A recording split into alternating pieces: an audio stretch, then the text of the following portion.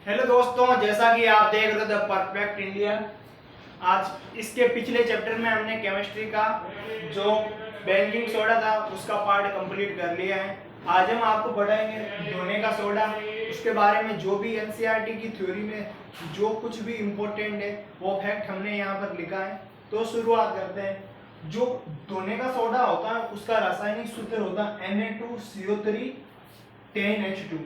ये इसका रासायनिक सूत्र होता है। अब इसको कहते क्या है? Na2CO3 को कहते हैं सोडियम कार्बोनेट कहते हैं, तथा इसको कई कई जगह पर सोडियम हाइड्रोजन कार्बोनेट, ये दोनों सोडियम कार्बोनेट कहते हैं धोने के सोडे को, और सोडियम हाइड्रोजन कार्बोनेट कई औद्योगिक उपयोगों में काम आता है। ये होता मुख्यतः जो बेकिंग सोडा होता है ना, उसका ये रासायनिक फॉर्मूला है सोडियम हाइड्रोजन कार्बोनेट। अब धोने के सोडे के कुछ उपयोग भी हो गए ना, जैसे सबसे पहले उपयोग आता है इसका सोडियम कार्बोनेट का उपयोग कांच, साबुन और कागज के उद्योग में होता है। जहाँ पर भी कांच की वस्तुएं बनती है, कागज की वस्तुएं बनती हैं, वहां पर इसका उपयोग होता है। किसका? सोडियम कार्बोनेट का।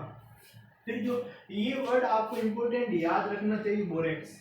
ये क्वेश्चन पूछा गया है CFM 2021 में। ये क्वेश्चन पूछा गया है कि जो बोरेक्स होता है वो किस चीज में उपयोग होता है, तो आपको बताना था धोने के सोडे में बोरेक्स का यूज होता है। और इस प्रकार भी क्वेश्चन पूछा जा सकता है कि ये जो जो सोडियम कार्बोनेट है इसमें मुख्यतः कौन सी चीजों का प्रयोग होता है, तो आपको आंसर लगाना है बोरेक्स। अब इसका यूज कहाँ पर होता है बोरेक्स का? सोडियम यौगिकों के उत्पादन में। जो भी सोडियम प्रकार की वस्तुएं बनती हैं इसमें इस बोरेक्स का उपयोग होता है। फिर जो सोडियम कार्बोनेट का उपयोग घरों की साफ सफाई में भी होता है। कई कई बार आपने देखा होगा घरों में जब बहुत सारी रंजी जम जाती है तो हम कुछ वो फुहारे से छिड़कते हैं, कुछ वो केमिकल वगैरह छिड़कते हैं, तो यही वो धोने का सोडा या बोरेक्स होता है। उसी की मदद से एकदम वो जो फर्श हो गया, छत हो गई, एकदम क्लीन हो जाती है। फिर जो जल की स्थायी कठोरता को हटाने के लिए, जहां पर भी जल जमा हुआ है, अधिक मात्रा में जल जमा है, उसको जो उसकी स्थायी कठोरता है उसको हटाने के लिए। फिर आता है हमारा प्लास्टर ऑफ पेरिस। ये आपने क्लास 9th में पढ़ा होगा प्लास्टर ऑफ पेरिस। ये बहुत इंपॉर्टेंट है, ये तो नॉर्मल बात है। तो इससे क्या बनता है? इससे बनता है जिप्सम बनता है। अब बात करते हैं जिप्सम का उपयोग कहाँ पर।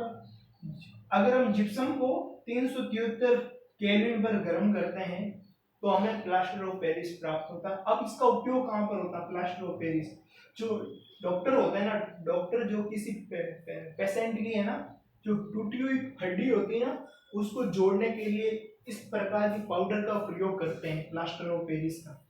ये जो चैप्टर फर्स्ट है वो आपके केमिस्ट्री का कंप्लीट हो गया।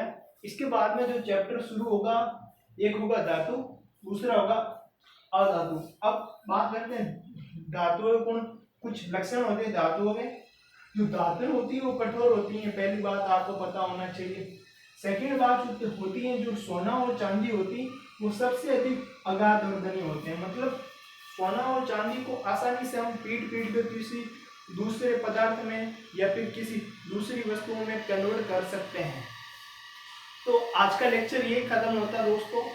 नेक्स्ट वीडियो को देखने के लिए प्लीज लाइक कीजिए, सब्सक्राइब कीजिए एंड बेल आइकन जरूर दबाइए। Thank you.